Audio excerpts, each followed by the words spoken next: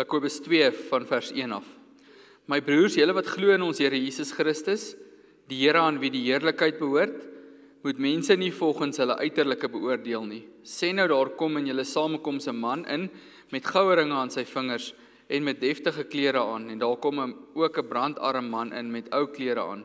En sê nou julle maak 'n ophef van die man met die deftige klere en julle sê vir hom, kom sit hier gemaklik. Maar vir die arme man sê julle, gaan staan daar by die agterkant, of kom sit hier by my voete. Het julle dan nie onder mekaar onderskeid gemaak en mense op grond van verkeerde oorwegings beoordeel nie? Luister my liewe broers, kies God nie juis die uit wat in die oë van die wêreld arm is, om ryk te wees in die geloof en om die koninkryk in besit te neem wat hy beloof het aan die wat hom liefhet nie. Maar julle behandel die arme man met minagting. Is dit nie die rykes deur wie julle uitgebuit word nie? En is dit nie hulle deur wie julle voor die hof gesleep word nie? Is dit nie hulle wat die goeie naam skend van hom aan wie julle behoort nie? As julle werklik die wet van die koninkryk van God onderhou, soos dit in die skrif staan, jy moet jou naaste lief hê soos jouself, dan doen julle reg. Maar as julle die mense na die uiterlike beoordeel, doen julle sonde en veroordeel die wet van God julle as oortreders. As iemand die hele wet onderhou, maar in een opsig struikel, is hy skuldig ten opsigte van al die gebooie. God wat gesê het, jy mag nie egbreek pleeg nie, het ook gesê, jy mag nie moord pleeg nie. As jy nou nie egbreek pleeg nie, maar wel moord, is jy tog 'n oortreder van die hele wet. Praat en tree dan op soos mense wat geoordeel sal word volgens die wet wat vrymaak. Die oordeel sal onbarmhartig wees oor die wat nie barmhartigheid betoon het nie, maar die barmhartigheid triomfeer oor die oordeel. Ons besondere fokus is dan vers 1 en ons gaan eintlik grootliks hier op fokus net met verwysing na die res van die teks. My broers, julle wat glo in ons Here Jesus Christus, die Here aan wie die heerlikheid behoort, moet mense nie volgens hulle uiterlike beoordeel nie.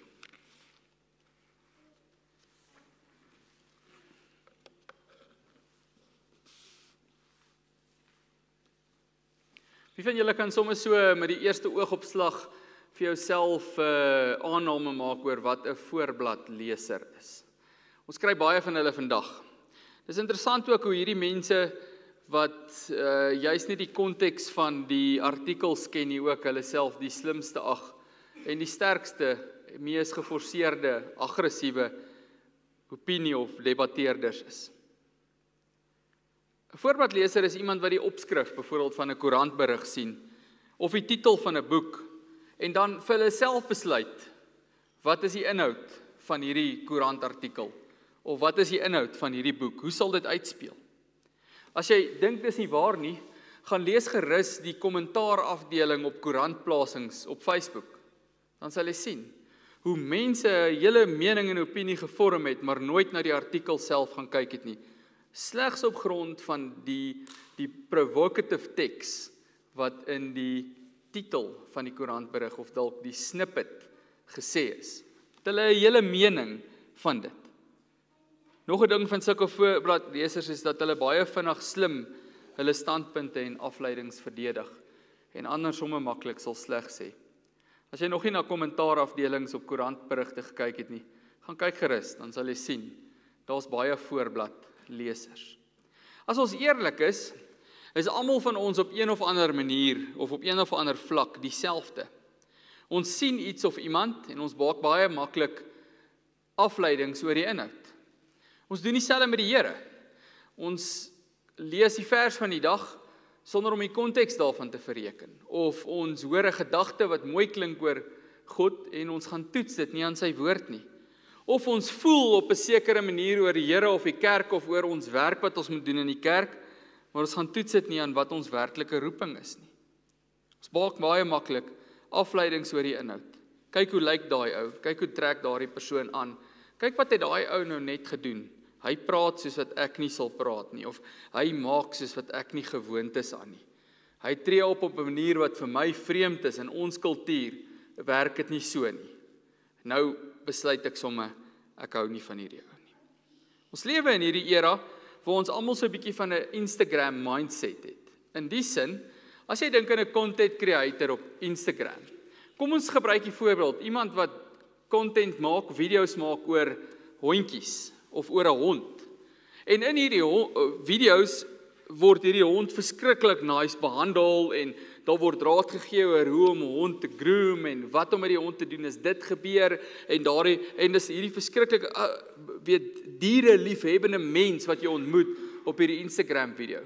En daai is 'n uur van daai hond se dag. Die ander 23 uur sluit hulle hom in 'n hok toe en hy word wreed behandel en hy kry nie genoeg kos nie en maak jou eie afleidings. Dis soort van die mentaliteit waarmee ons na die lewe ook kyk, na die flashes, die snippets, die goeie dele en dit skep die beeld van iemand se lewens in ons lewe. Met daai ou gaan dit net goed, weet jy, of daai ou is hopeloos. Ek het gesien hoe maak hy hierdie fout al 2 keer. So besluit ons baie maklik wie is iemand en wat ons van hulle dink, soms so op grond van ons eie afleidings. En die waarheid is, ons hou baie daarvan om baie slim te wees in ons eie oë. Dis die moeilikheid van die sondige natuur. Ons is almal so wys in ons eie oë en daarom maak ons ons eie afleidings en is ons onveranderlik in ons standpunte. As ons kyk na die gemeentes in Palestina, aan wie Jakobus in hierdie gedeelte skryf, waarskynlik 'n klomp Joodse gelowiges wat so bietjie in diaspora, julle weet wat's diaspora, verspreiding geleef het, dan sien ons dat daar was iets soortgelyk, dieselfde probleem wat ons hier bespreek het hierbo ook deur Jakobus in hierdie gedeelte bespreek of eintlik aangespreek. Dat daar iets van dieselfde tendens moes gewees het onder die mense van daardie tyd as wat daar onder die mense van vandag is. En nou weet ons vir 'n feit hulle het nie Instagram gehad nie, maar op 'n verskillende vlak en op 'n ander manier het hulle hierdie selfde tendens gehad, want die waarheid is sondaar is nog altyd 'n sondaar, nê. Nee. En die sondaar is nog altyd die slimste mens wat jy ken. So daai ding trek deur eeue en generasies heen en dit vergestalt hom net op verskillende maniere. So Jakobus skryf in hierdie gedeelte om dit aan te spreek. Die Here hou nie daarvan nie, Jakobus hou nie daarvan nie, die Heilige Gees hou nie daarvan nie en daarom spreek hy dit aan. Dit moet verander. Ons moet kyk na wat die groot boodskap van die Jakobusbrief is. Die groot boodskap van die Jakobusbrief is dat jou geloof tot dade moet oorgaan. Dis waaroor hierdie hele brief gaan. Jakobus rig dit so in om te sê dat as jy vir die wêreld wil wys jy's 'n gelowige, laat hulle dit sien in hoe jy optree. Laat hulle dit sien in wat van jou uitstraal en wat jy doen en hoe jy jou besig hou. Jou geloof word gewys deur jou werke, nê. Jy word nie gered deur jou werke nie, dis nie wat hy sê nie, maar hy sê 'n ware redding sal altyd oorgaan tot dinamiese werke. Ware gelowiges is altyd besig gewees om vrugte te soek en te dra in hulle geloof. So dis die hoof boodskap van hierdie hele brief. En dan al die ander toepassings wat gemaak word in lyn hiermee gemaak. So met ander woorde, wanneer ons kom by hierdie punt waar hy sê, moenie mense volgens hulle uiterste beoordeel en sê hy, een van die kenmerke, karaktereienskappe van die intentionele dade van die geesvervulde vrugte wat ware gelowiges sal leef om in dit hulle geloof deur werke te wys, is om nie ander mense op grond van die uiterlike te beoordeel nie. So dis in lig van daardie opdrag wat jy dit moet sien. Wys jou geloof deur die werke. Een van die maniere waarop jy dit doen is, hoe kyk ek na jou? Hoe kyk ek na jou lewe? En hier is die moeilike een. Hoe kyk ek na die goed wat jy doen? Want baie keer is dit ons irritasie met 'n persoon, nê? Of is dit hoekom ons nie van daai persoon hou nie, of is dit hoekom ons nie met daai persoon wil meng nie? Want sy manier van doen, al is dit nie verkeerd nie, irriteer my. Of hy of sy se manier van praat, al is dit nie verkeerd nie, irriteer my. Want wat sit ons voorop? My. En my manier. Ek is slim. So, ons moet dit in lig van dit sien. Om jou geloof deur jou werke te wys, is een van die basiese praktiese toepassings is, om met Jesus oë, nuwe oë, en ons gaan nou daarna kyk wat dit is, na ander mense te kyk. En dit is 'n moeilike ding, nê? Want ons wil altyd na mense kyk in die lig van ons eie verstaan. Maar ons moet aan mense kyk in die lig van die Here se verstaan. En gelukkig hou die Here dit nie bedek nie toegesluier nie, maar hy openbaar dit vir ons. En daarom kan ons dit nou so kyk. Dit is so dat in hierdie gemeentes waarin Jakobus skryf, daar geweldige spanning en druk was. en dat hulle baie verdeeldheid beleef het. Dat dit twee verskillende kulture was wat by mekaar moes kom, die Jode en die heidene.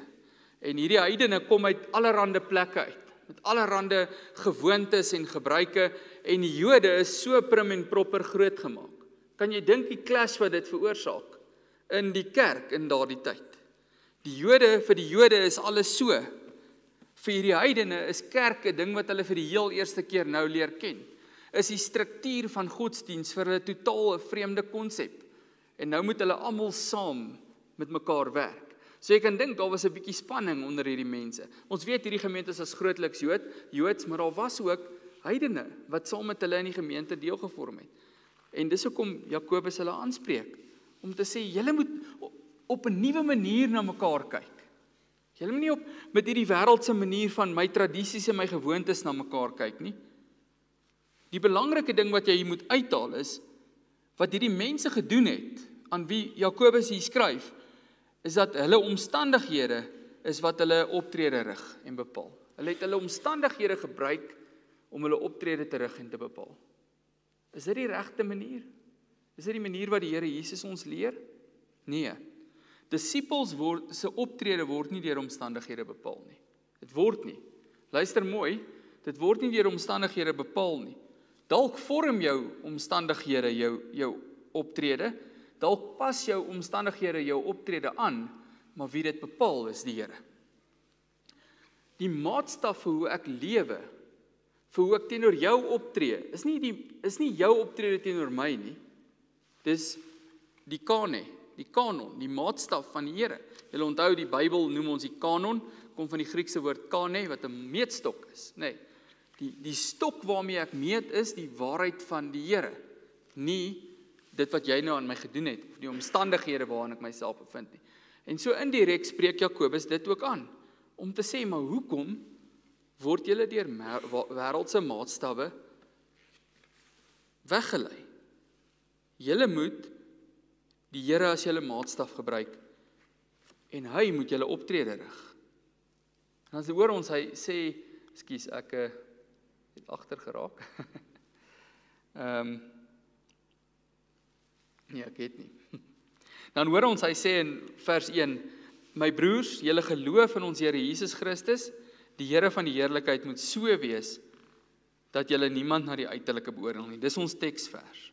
Kom ons vra net eers vir onsself, wat doen hierdie geloof? Dis die eerste ding wat hy sê, dis die geloof wat hierdie optrede bepaal. Dis die Here wat hierdie optrede bepaal. Maar wat doen geloof met jou? Wat doen dit met jou lewe? Die eerste ding is, dat geloof maak jou een met Jesus Christus. Ek het Johannes 15 vers 5 daar gesit, maar daar's so baie tekste. Jy kan gaan lees in Romeine 6 vers 1 tot 14. Jy kan gaan lees in Galasiërs 2 vers 1 tot 20. Daar's so baie tekste waar dit vir ons duidelik raak dat ek sterf en Jesus Christus staan, saam met Jesus Christus staan ek in 'n nuwe lewe op. So, ek raak een met die Here Jesus. Johannes 15 vers 5 is die mooi beeld van ek is die wingerdstok en julle is die lote wat uit my uitgroei. So lewe gebeur wanneer ons ingeplant is op Jesus. Dis nie meer ek nie, maar Jesus deur my. So dis die eerste ding wat gebeur wanneer ek gelowig raak. Wat verder gebeur is, in geloof verloon disippels hulle self. Jesus sê, as julle agter my wil aankom, die ware gelowiges sal hulle self verloon, hulle kruis opneem en my volg. So, ek lewe met daai self of sonde verlonende houding. Dan in geloof kyk disippels nie na die pad van die lewe. So dis word jou optrede en reaksie nie meer deur jou bepaal nie, nie meer deur jou omstandighede bepaal nie, nie meer deur jou gewoontes bepaal nie, selfs in sekere opsigte nie eers deur jou opvoeding nie. Pas dit asseblief reg toe. Jy weet wat die regte toepassing is. As jy twyfel, kan jy na die tyd met my kom gesels. Maar deur die Here wat die absolute gesag in ons lewe is. En spesifiek sy woord waarin hy ons aan ons openbaar. So daarom moet ons onsself die vraag gevra, hoe kyk die Here na mense? As ons gaan kyk hoe Jesus mens geword het op aarde, dan sien ons dat hy kyk en hy sien die mens raak. Nie net die goeie nie. Hy sien ook die mense vir hulle skynheiligheid. Hy sien die valsheid agter skynheiligheid. Matteus 23 vers 27 en 28 sê, elende wag vir julle skrifgeleerdes en fariseërs, huigelaars, julle is soos wit geverfde grafte, wat van buite mooi lyk, maar binne vol doodsbene en allerhande onsuiverheid is. So is julle ook, van buite lyk julle vir mense vroom, maar van binne is julle vol huigelary, minagting van die wet. Hier eens daai ding, van buite af, if you judge the book by its cover, het jy gedink, wow, great, maar as jy die persoon leer ken het, die omstandige leer ken het, dan was dit 'n hele ander saak, nee. Maar dan ook, die teendeel daarvan is, Jesus kyk na niemand volgens menslike rangorde nie. Jesus het nie op aarde gekom en gaan soek vir die belangrike mense. Daar's mos daai grappie van die NG Dominee wat by die klein dorp kom, hy wil eintlik die voorsitter van die ring word, en dan sê hy vir sy vrou, hy moet gaan uitvind waar hang die hoofmanne van hierdie dorp uit, dat hy met hulle kan vriende maak, want as hy met hulle met vriende is, dan raak hy een van die hoofmanne van hierdie dorp, en as hy een van die hoofmanne van hierdie dorp is, dan gaan die groter dorpe van hom hoor. Daar's so grappie. Ek is nie 'n grappie verteller nie, so ek gaan dit nie vir julle vertel nie. Maar daai tipe ding, hier is nie op aarde gekom en gesê, hy moes gaan kyk waar is Herodes, ek moet met hom vriende maak, en die voorsitter van die Joodse Raad, en daai belangrike ouens nie. Hy het op aarde gekom, en waar kry ons hom? Ons kry hom besig om te raak aan die melaatses, te sit by die sondaars, te luister na die blindes langs die pad. Hy nooi kinders na hom toe, wat in daardie tyd 'n taboe was, 'n kind was niks nie. Ons het 2 Sondae teruggehoor oor Patria Potestas, die Romeinse wet wat daar was, en hy sterf tussen misdadigers. Word veroordeel as 'n misdadiger, onskuldig, maar hy sterf saam met hulle. Die Here van die heerlikheid het die laagste plek ingeneem.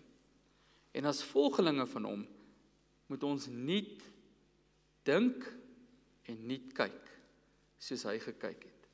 Hy het die persoon agter die baadjie gesoek, en nie die baadjie van die persoon gesoek nie.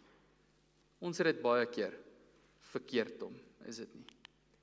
Uiterlike oordeel, leer Jakobus vir ons in hierdie gedeelte, is oortreding van die wet. As jy gaan lees in 8, vers 8 tot 9, as jy wel die koninklike wet vervul volgens die skrif, en met jou naaste lief hê soos jouself, doen jy goed.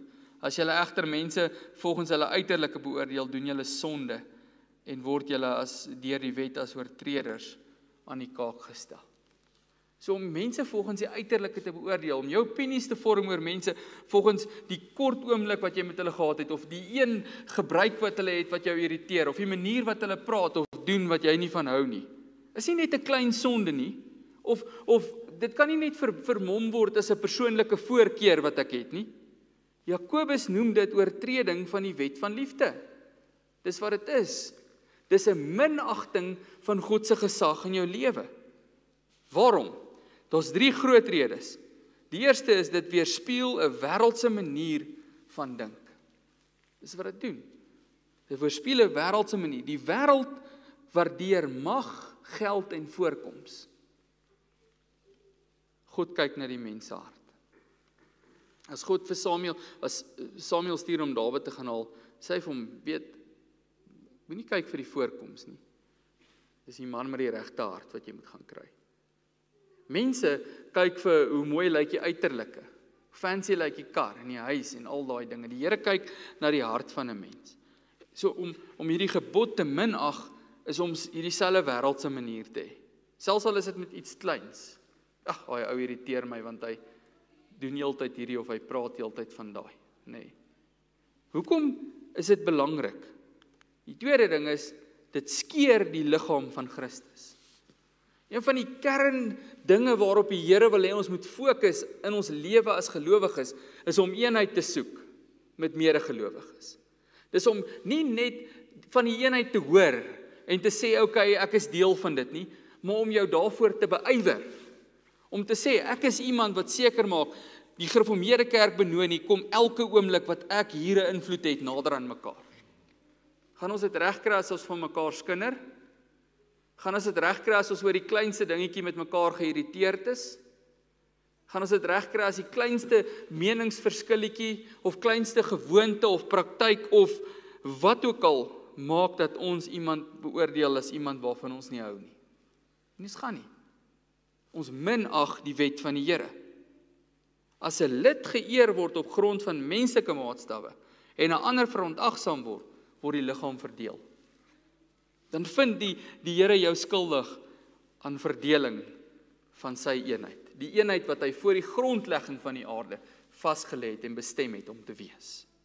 Dan die laaste een is, dit misken God se rykdom en beeld.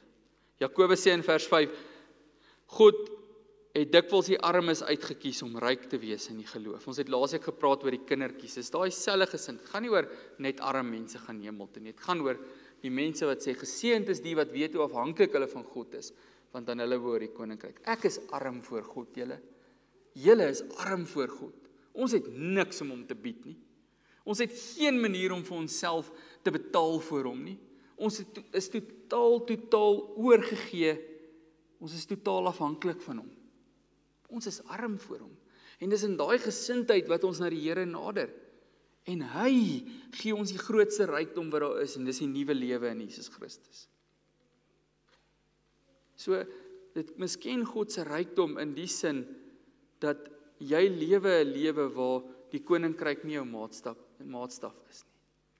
'n Paar weke terug het ek in 'n preek gesê, die kosbaarste grond wat jy kan besit is koninkryksgrond.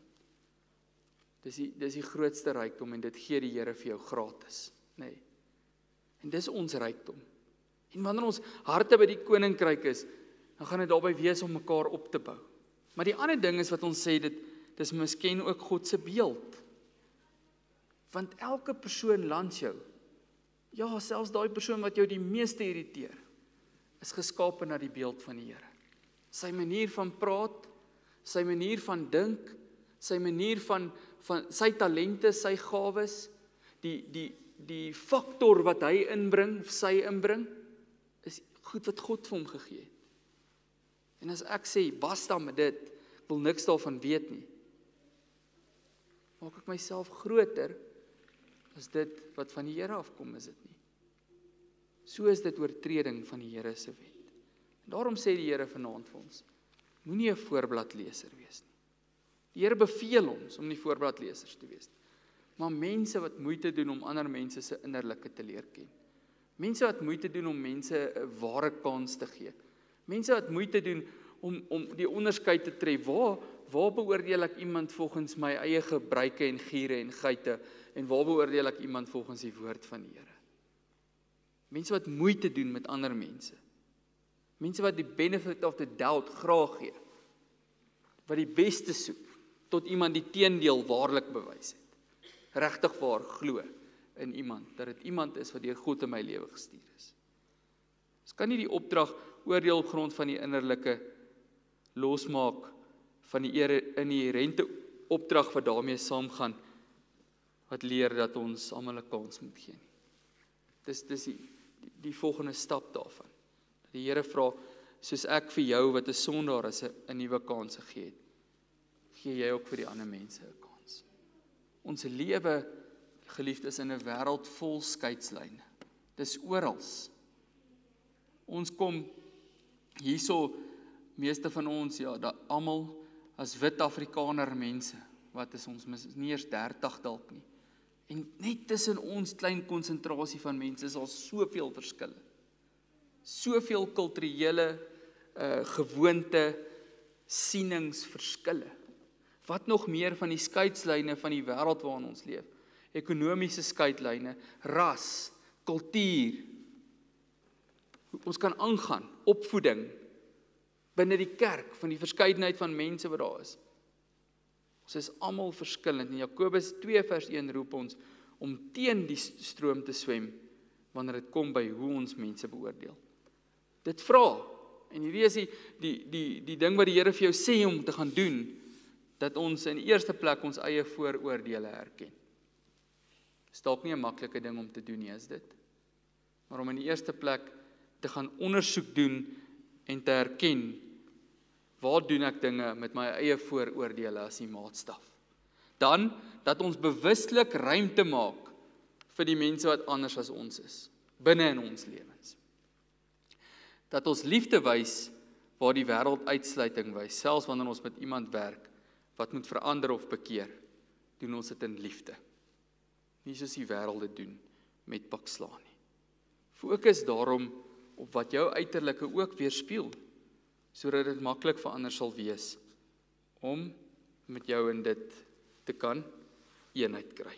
Efesiërs 4 vers 23 tot 24 sê, julle moet eerder in die aard van julle denke vernuwe word. Ja, trek die nuwe mens as 'n kleed aan, wat in ware geregtigheid en heiligheid in ooreenstemming met God geskep is.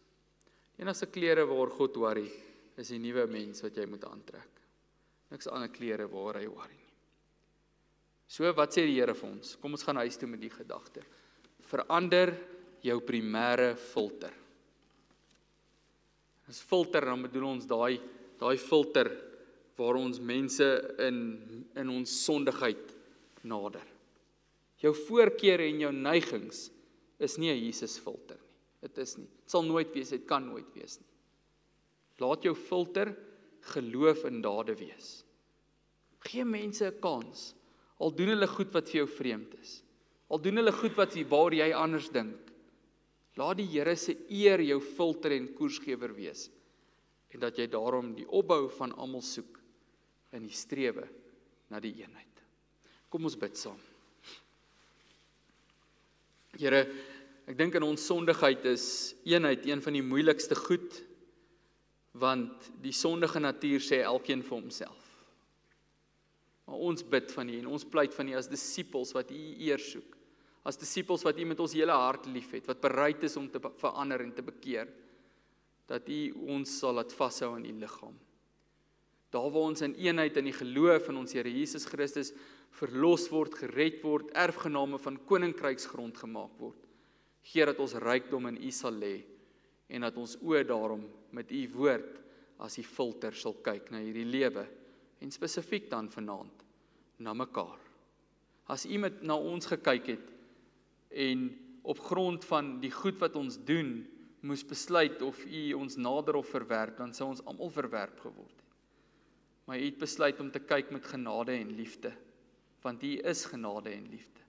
En daarom is ons vanaand hier as verlos en nuut gemaak en ons prys U daarvoor. En ons pleit van U help ons om dieselfde te kyk, Here, in Jesus se naam. Amen.